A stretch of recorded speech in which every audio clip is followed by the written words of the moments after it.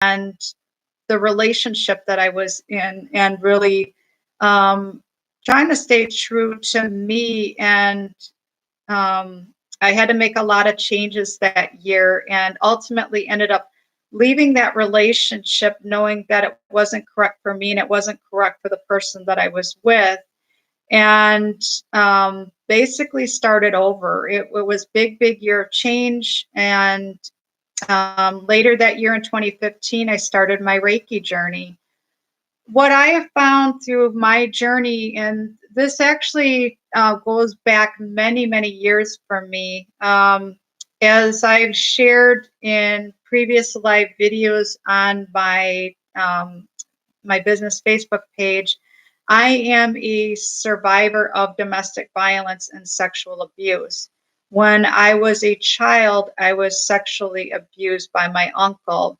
And that really sent me into a downward spiral, and where I really reached out for what was quickly available to me, and that was food.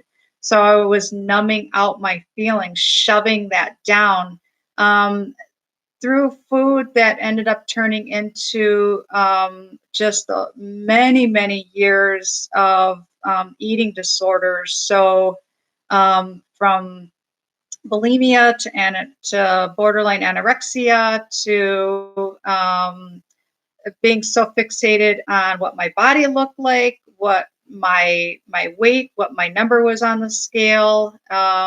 Just had this constant love hate relationship with my body. And ultimately, what ended up happening was it was about 1990, 91. I ended up hospitalized, and my body was literally starting to shut down. It had had enough.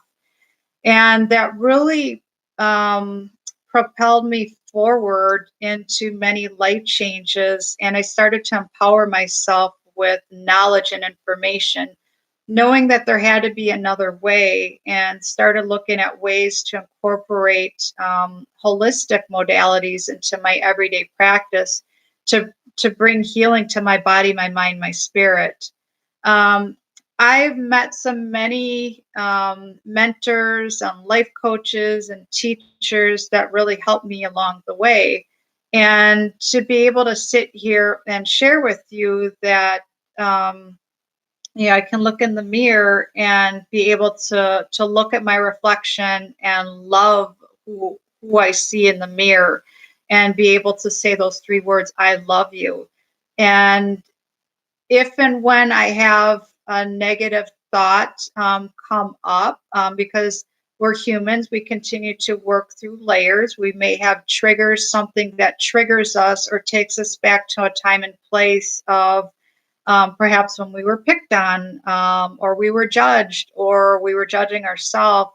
Um, I will take that negative, and then I will flip it into something, turn it into something positive. And there's a technique that was actually shared with me by my teacher, and that it's called I'm having a hard time saying this, the Ho'oponopono prayer. It's a Hawaiian prayer for um, reconciliation, and I have to look this up real quick. Bear with me. So it's reconciliation and forgiveness. And it's a technique that I found is also effective for addressing body concerns. So what I've done is, if there's an area of my body that for whatever reason I'm focused on, I can look in the mirror or just look down, like for example, look down at my legs, or look down at my feet, and then I will recite this prayer as many times as I feel called to. And it goes like this: I love you. I'm sorry. Please forgive me. Thank you. Every cell in our body is responding to what we think, what we believe, what we say. It's responding to all of that. So it's really bringing that into your awareness that I look at it that, okay, if I say that I love myself, then I know that I'm going to have more love coming my way and love of self. When we love ourselves, we open ourselves up for love to come in and allowing that love to go out to others. And no joke, this is something that I worked on for many, many years. And I had many struggles along the way. There were things that I needed to learn. There were life lessons that I needed to learn. And to be able to come back to center, to come back to my heart space, to come back to love, that's truly what it's all about. So I've incorporated that prayer. There's different meditations that are out there. If there's something that you feel drawn to, even looking up different things, self love on YouTube.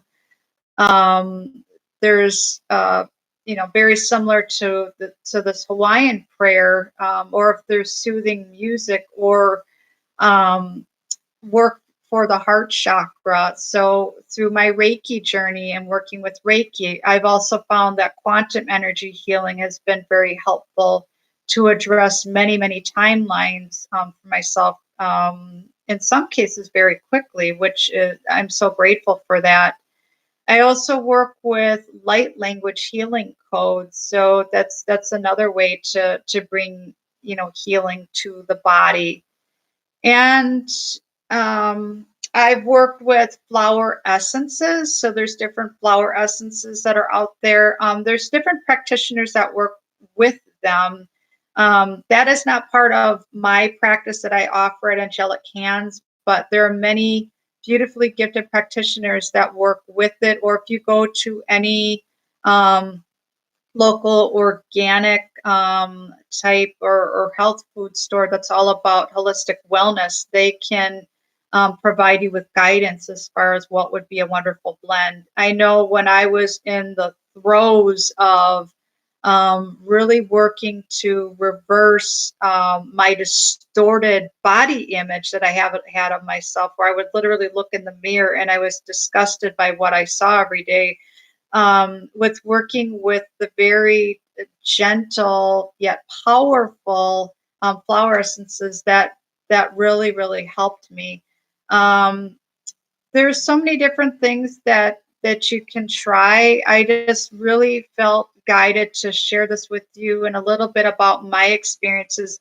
It's a lot of other things that I tried along the way. If you're interested in learning more about what I offer at my practice, feel free to take a look at my contact page and see what resonates with you. And my mission is to empower others, to hold space for others, to be a beacon of light for others, and to share that love and to help you show you the way back to your heart, and to help you to believe in yourself again.